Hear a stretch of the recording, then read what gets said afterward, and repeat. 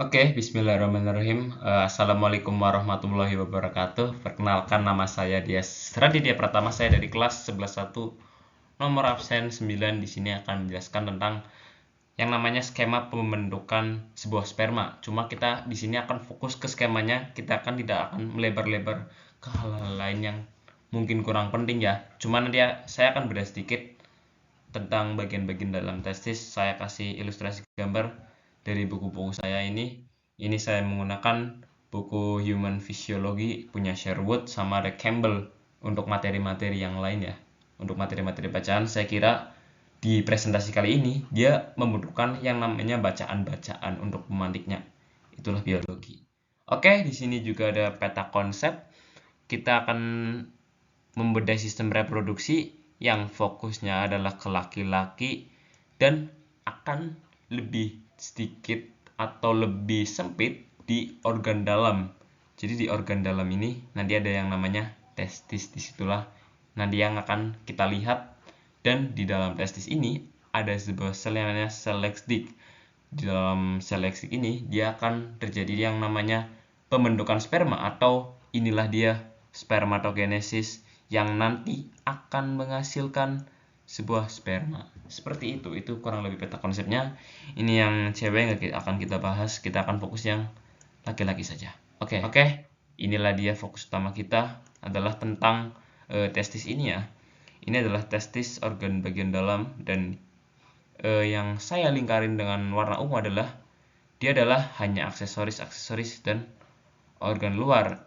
Tapi ada organ dalam juga sih. Cuma kita akan fokus ke yang merah ini nih, yang testis ini. Nah, ini gambarnya ini. Ini saya sudah dapatkan gambarnya. Gambar testis ini adalah kepala epididymis, ada tubulus seminiferus, dan ada yang lain-lain ya, ada vas deferens juga. Cuma kita akan fokus ke dalamnya. Setelah ini mungkin kita akan lebih mengulik di dalam testis ini, di dalam skema pembentukan sperma. Oke. Jadi di skema pembentukan sperma ini, dia ada yang namanya sebuah spermatogenesis.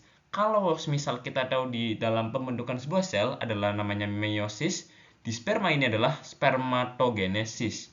Jadi ada juga di pembentukan sel atau pembelahan sel tubuh namanya mitosis.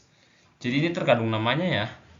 Kalau di meiosis itu dia fokus ke gamet. Cuma untuk yang lebih detail untuk sperma namanya adalah spermatogenesis. Seperti itu.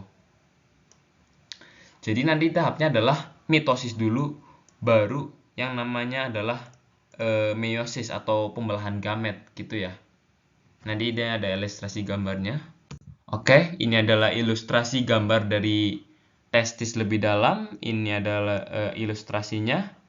Dan ini adalah testis pada skala skala mikroskopis gitu ya. Ini kita bisa lihat, ini itu sebenarnya adalah penjabaran dari ini. Cuma kalau ini adalah dalam bentuk 3D-nya, ini dalam bentuk mikroskopis. Gitu kira-kira. Ini nanti kita akan lebih beda juga lebih lanjut. Cuma di sini kita bisa lihat ada sel Leydig dan lain-lain. Ini di dekat ada tail of spermatozoa, ini ada sperma, ini ada spermatogonium. Seperti itu kurang lebih untuk skema-skema yang ada di dalam testis. Kita akan, dan ini adalah penjelasan secara singkatnya. Jadi di sini kita akan mengalami yang namanya 2 fase dalam pembentukan sperma. Fase pertama adalah yang mitosis, kemudian ada meiosis juga. Mitosis ini terjadi di fase yang ini.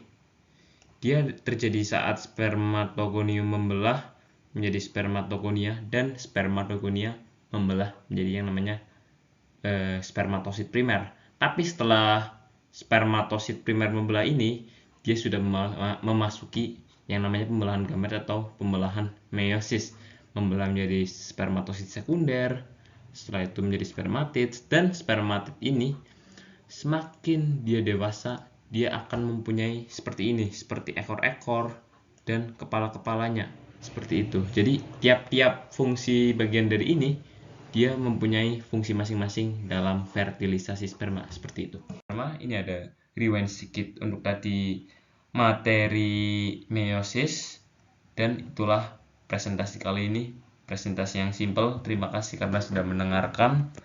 Wassalamualaikum warahmatullahi wabarakatuh.